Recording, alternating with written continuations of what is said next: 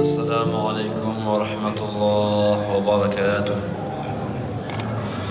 Alhamdulillahilladzi bi ni'matihi tatimmus shalihat, alladzi khalaqa sa'iral kainat, thumma assalatu wassalamu ala sayyidis sadat, nabiyyina wa habibina Muhammadin sallallahu alaihi wasallam.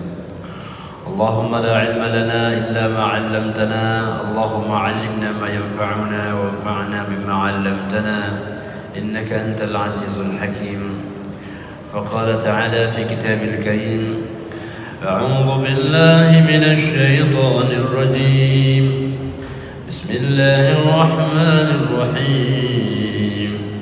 قل كل يعمل على شاكلته فربكم أعلم بمن هو أهدى سبيلا. Alhamdulillah, segala puji kepada Allah Subhanahu wa taala yang menciptakan langit dan bumi dan telah memberikan kita kesehatan, kesempatan untuk mengakhiri hari-hari Ramadan ini insyaallah dengan penuh ketakwaan kepada Allah Subhanahu wa taala. Salawat dan salam tidak lupa kita sampaikan kepada junjungan alam baginda sallallahu alaihi wasallam.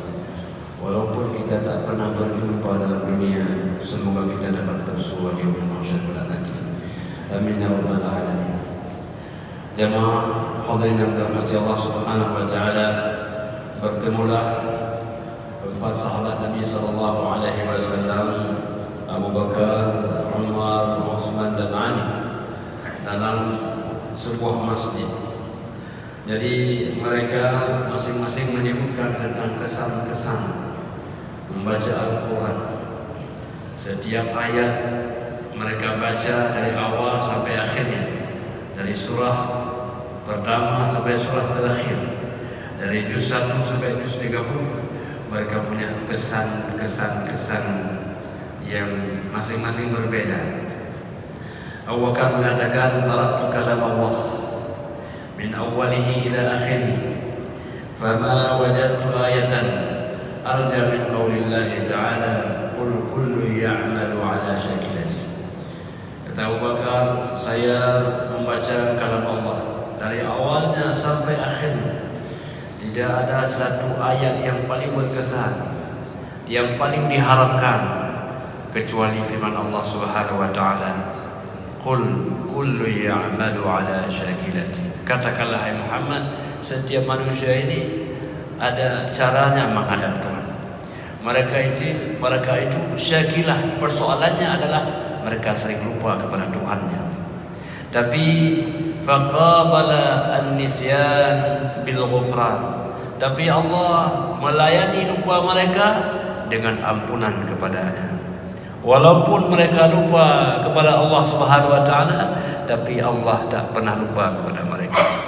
Walaupun mereka lupa sesuatu yang Allah perintahkan, ampunan Allah lebih besar ketimbang lupa mereka. Maka itu ayat bagi Abu Bakar sangatlah berkesan. Karena semua amal manusia itu dalam lupanya Allah berikan ampunan yang tidak terhingga. Maka oleh karena itu teman rahmati Allah Subhanahu wa taala, kita sebagai hamba malah lupa ini dianggap satu sedekah daripada Allah Subhanahu wa taala. Orang yang berpuasa dia lupa dalam puasanya sedang dia berpuasa. Lalu dia makan itu adalah sedekah daripada Allah Subhanahu wa taala. Jadi ini sesuatu yang luar biasa. Maka kemudian teman rahmati Allah, sambung Umar. Kata Umar, qara'tu kalam Allah min awwalihi ila akhirih, fama wajadtu ayatan arja min qaulillahi ta'ala, Hamim, tanzilul kitab min Allahil azizil alim, ghafiriz dzamb wa qabilit tawb. Jadi mereka tanya, "Famastanbata ya Umar?" Apa pemahamanmu dari ayat ini wahai Umar? Umar mengatakan, saya baca Al-Quran dari awal sampai akhirnya. Yang paling berkesan kepada saya adalah Allah mendahulukan penyebutan ampunan sebelum sebut tentang taubahnya. Sudah dahulu Allah ampuni manusia, lalu kemudian baru Allah sebut kata taubahnya. Ampunan Allah sangat dekat. Kapanpun orang berbuat salah, dia menghadap Allah, maka Allah pasti akan mengampuni seorang hamba. Maka orang yang paling baik jemaah dirahmati Allah, orang yang dalam hidupnya dia ikut sifat Allah, sifat al-jamal. Apa maknanya? Allah zat yang maha pengampun. Asal bermohon ampunan, Allah pasti akan mengampuni. Harusnya manusia, makhluk Allah Subhanahu wa taala, asal ada orang yang minta maaf, maka maafkanlah seorang hamba. Tidak ada gading yang tak retak. Mungkin tak salah pada awalnya, salah pada ujungnya. Sepandai-pandai tupai melompat, suatu saat kan pasti jatuh juga. Justru kesalahan itu tanda ia sebagai manusia. Jadi oleh karena itu jemaah rahmatullah, orang yang paling baik, orang yang mudah memaafkan. Maka bulan Ramadan, syahrul taubah, bulan yang penuh dengan ampunan, syahrul ghufran. Maka marilah kita memohon ampun kepada Allah Subhanahu wa taala. Dan jangan lupa kita pula, setelah kita mohon maaf, kita juga menjadi manusia yang mudah untuk memaafkan. Ya, jadi kalau sudah kita maafkan orang lain, kita terasa lapang. Sebenarnya bermasalah bukan dianya, kita yang bermasalah. Kalau kita ada dendam pada orang lain, kita tak bisa maafkan orang lain. Kalau ketemu pasti tak enak, pasti tak enak. Ketemu yang satu belok kiri, kanan aja ke, jadi tak nyaman kita. Tapi kalau kita plong, tak ada masalah, tak ada masalah. Maka maafkan orang. Karena maaf itu awal kebahagiaan. Maaf itu awal ketenteraman. Kenapa cekcok dalam keluarga? Karena tidak saling maafkan. Suami tak maafkan istri, istri tak pula juga maafkan suami. Sakit hati aku. Nah itu bahasa. Sehingga ujung-ujungnya apa? Terjadilah perceraian. Hamba Allah yang dimuliakan, Allah maha pemaaf kepada hamba. Kenapa hamba tak bisa memaafkan kepada sesamanya? Jadi oleh karena itu di penghujung Ramadan ini jemaah rahmatullah, marilah kita awali dan akhir Ramadan ini kita dengan selalu minta maaf kepada Allah. Allahumma innaka afun tuhibbul afwa fa'fu anna ya karim. Allah zat yang maha pemaaf, Allah cinta pemaafan. Ya Allah ampunilah Allah, ya Allah kami, ya Allah zat yang maha mulia. Jadi salah satu sifat yang luar biasa yang harus kita dambakan dan menjadi milik kita adalah kita sering meminta maaf dan juga mudah untuk memaafkan.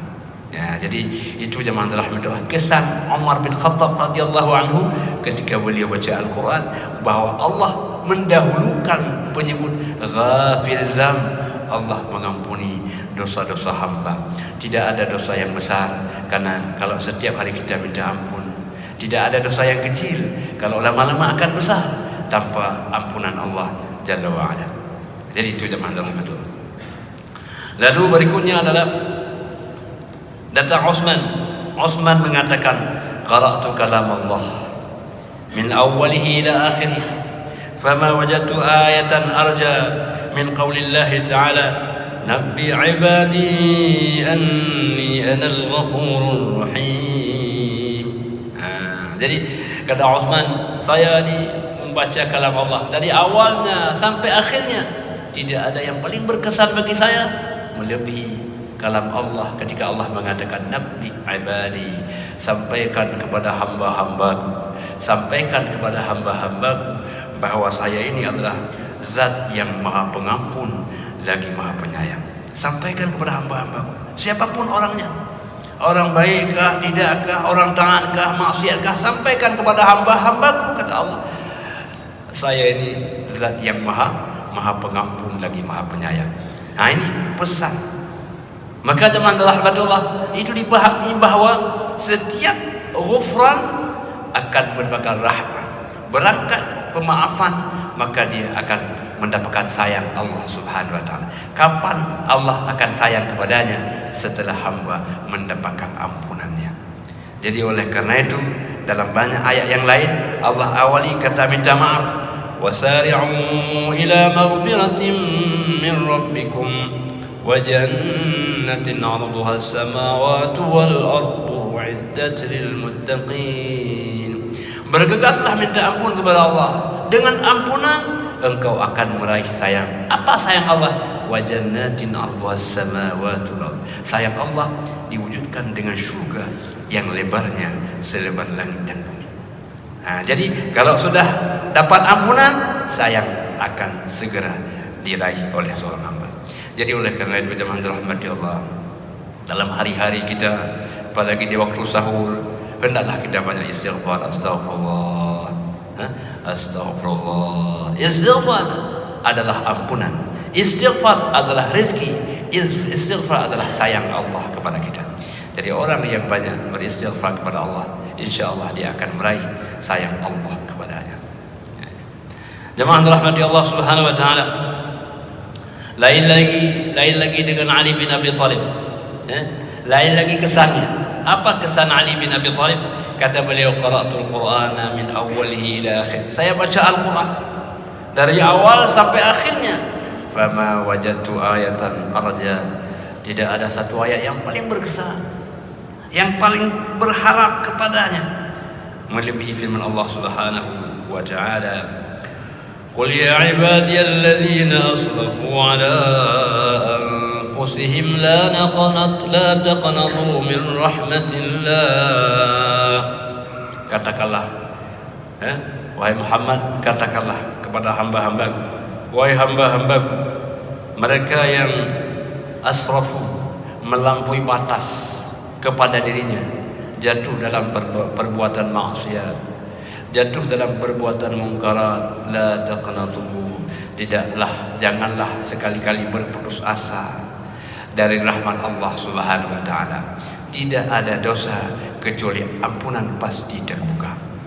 Orang yang bermaksiat di waktu siang, Allah buka ampunan di waktu malam. Orang yang berbuat maksiat di waktu malam, ampunan menanti di waktu siang. La taqnatu min rahmatillah. Tidaklah boleh, janganlah sekali-kali engkau berputus asa daripada rahmat Allah Subhanahu wa taala. Jemaah dirahmati Allah Subhanahu wa taala, ternyata setiap orang yang baca Al-Qur'an ada kesan-kesan yang berbeda-beda. Umar radhiyallahu anhu lain kesannya. Abu Bakar lain pula kesannya. Utsman lain lagi kesannya. Ali lain lagi kesannya. Setiap ayat yang dibaca, setiap surah yang kita lewati, mestilah ada kesan. Setiap orang yang membacanya tidak akan sama. Maka oleh karena itu, di samping kita pahami betapa ayat-ayat itu tentang ampunan luar biasa, juga di sana ada pesan kita penting untuk mentadabbur Al-Quran. Kita baca ayat-ayatnya, kita pahami makna-maknanya, tapi juga kita tadabburkan apa makna di balik yang ayat yang kita baca. Sehingga Allah mengatakan, afala yatadabbaruna al-Quran am ala qulubin aghfaluha. Jadi kenapa mereka tidak mentadabburkan Al-Quran? Mana tadabbur? Ma khalfal Quran. Ayat yang kita baca secara tersurat, huruf-huruf yang kita baca secara tersurat, ada makna di balik itu, makna yang tersirat. Maka jemaah dirahmati Allah, lain orang baca, lain pula tadabbur yang dipahami yang Allah berikan kepadanya. Maka jemaah dirahmati Allah, ketika Allah turunkan ayat Iza jaa nasrullahi wal fath wa ra'aitan nasa yadkhuluna fi dinillahi afwaja. Jadi apabila datang pertolongan Allah Subhanahu wa taala dan kemenangan, begitu ya. Jadi sahabat-sahabat senang, bahagia, semua senang. Lain halnya dengan Abu Bakar. Abu Bakar justru menangis, meneteskan air mata. Maka tanya sebahagian yang bertanya, orang lain senang, kenapa engkau menangis wahai Abu Bakar? Kata Abu Bakar, inilah pertanda Rasulullah sallallahu alaihi wasallam akan meninggalkan kita untuk selama-lamanya. Jadi inilah yang berbeda. Jadi orang baca ayat yang sama, tapi kesannya bisa berbeda-beda. Bagaimana seseorang, kemampuan yang Allah berikan kepadanya dalam mentadabbur Al-Quran. Jadi oleh karena itu jemaah rahmati Allah, orang-orang yang membaca Al-Quran dengan bacaan lafadznya, lafziyah yang dia baca, fadilahnya luar biasa. Jemaah rahmati Allah, kita baca dalam Al-Quran ini ayat, bukan ayatnya, bukan kalimatnya, tapi hurufnya itu memiliki makna yang luar biasa. Sehingga baginda sallallahu alaihi wasallam mengatakan, la aqulu alif lam mim harfun, bal alif harfun, lam harfun, wa mim harfun.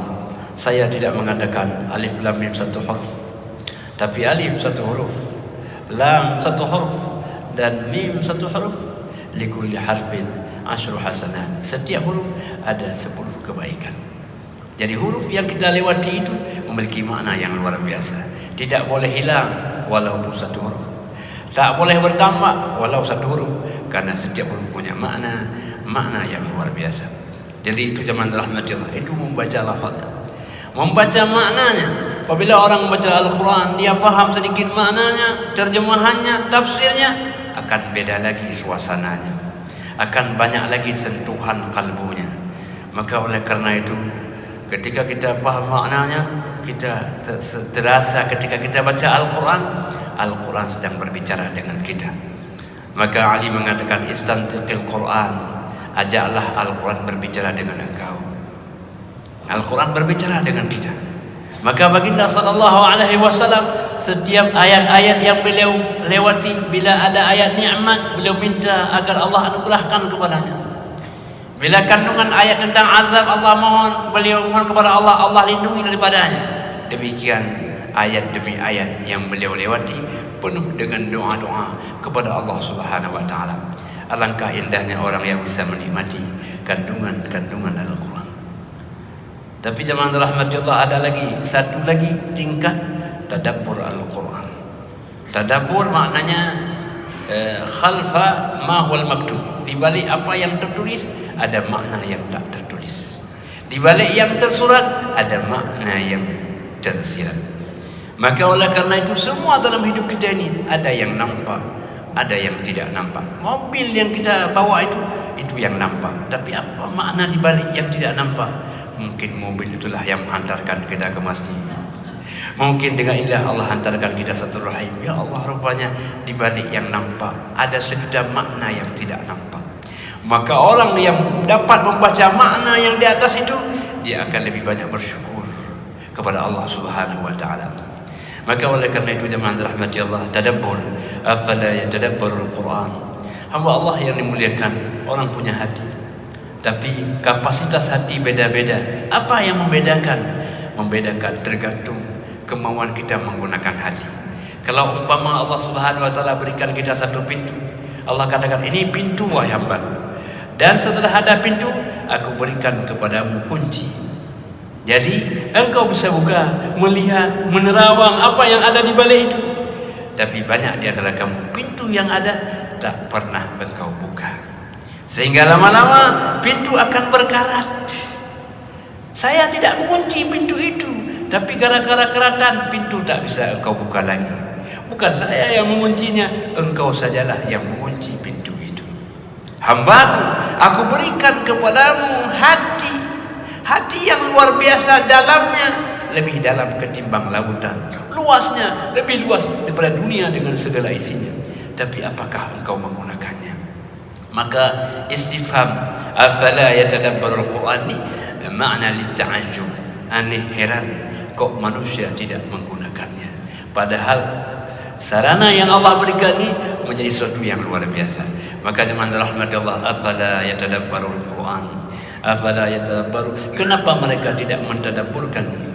Afala yatadabbarunal Qur'ana am ala qulubin aqfaluha, ataukah di sana ada kunci yang membuat mereka tidak bisa membukanya? Hamba Allah yang dimuliakan oleh Allah Subhanahu wa taala, maka dalam konteks inilah jemaah rahmati Allah, kemampuan kita mentadabbur Al-Quran itu sangat tergantung kemampuan hati kita untuk membaca Al-Quran.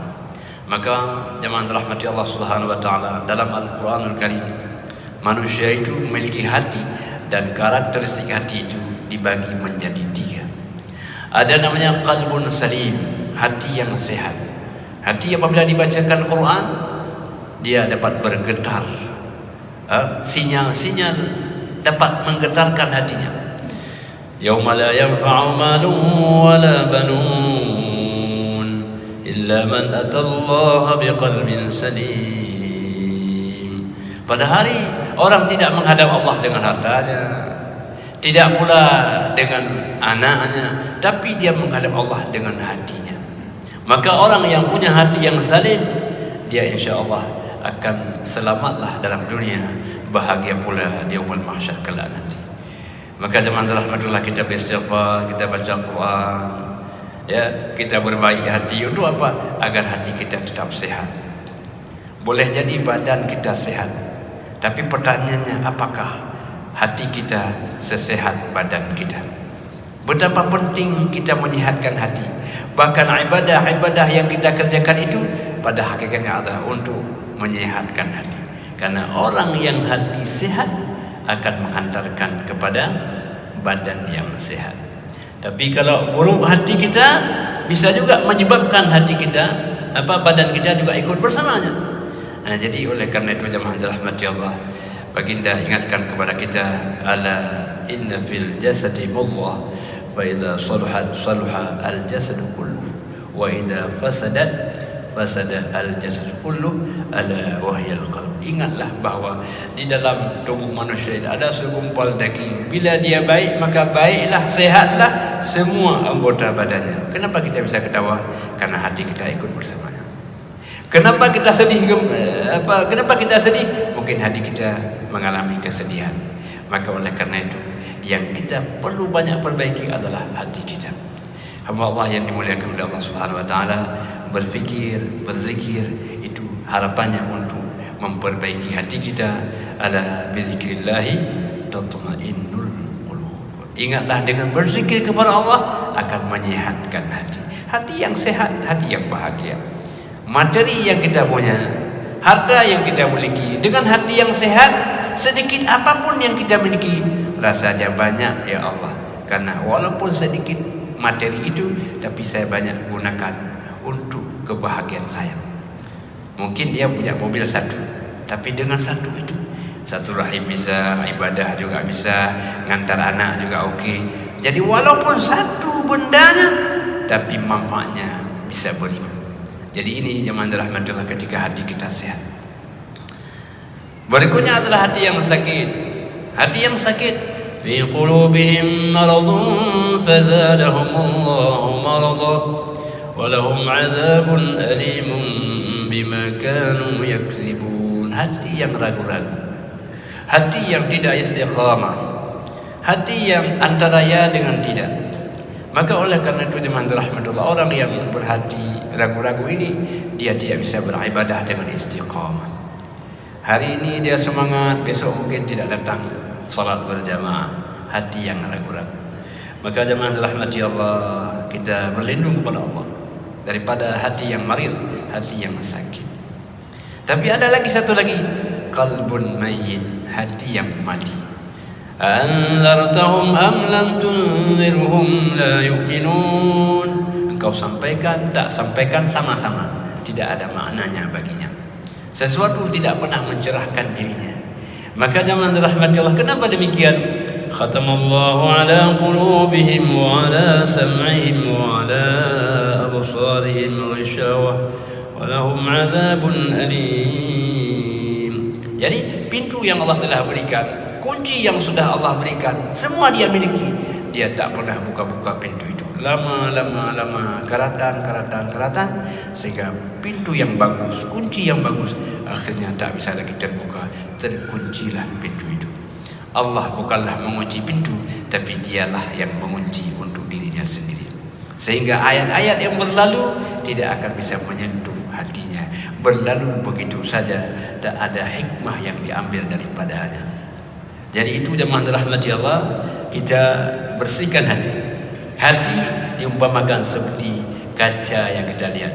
Lihat dari dalam, kita bisa tembus kepada luar. Kenapa?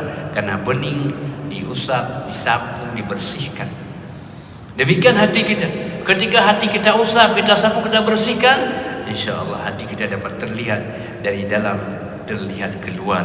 Itulah bisa membaca di balik yang tersurat ada makna yang tersirat. Apa alatnya? Hati. Kok bisa? Karena hatinya bening. Bagaimana cara bersihkannya? Bersihkanlah dengan istighfar. Semakin banyak kita beristighfar kepada Allah Subhanahu wa taala, maka semakin beninglah hati kita. Hamba Allah yang dimuliakan oleh Allah Subhanahu wa taala, semoga di penghujung Ramadan ini kita semakin bisa menguatkan, meningkatkan istighfar kepada Allah Subhanahu wa taala, sehingga kita diberikan oleh Allah Subhanahu wa taala taubatan nasuha. Allah hapuskan semua kesalahan kita, seperti anak yang berlahir daripada orang tuanya, tidak ada noda yang terbawa. Apabila nanti kembali kepada Allah, kembalilah dengan hati yang tenang, dengan nafsul mutmainnah yang Allah mengatakan, ya ayyatuhan nafsul mutmainnah yarji'i ila rabbiki radiyatan mardiyah wadkhuli fi ibadi wadkhuli jannati. Jadi panggilan yang menyenangkan. Allah senang kepadanya dan ia senang kepada Allah. Allah cinta kepadanya dan ia pula cinta kepada Allah. Indahnya kehidupan seperti itu, hubungan Khalik dengan makhluknya, hubungan yang harmoni. Bahagialah hidupnya. Dalam dunia ia bahagia, ketika kembali kepada Allah dia masuk ke dalam syurga. Demikian yang dapat kami sampaikan. Hadanallahu wa iyyakum ajma'in. Wassalamualaikum warahmatullahi wabarakatuh.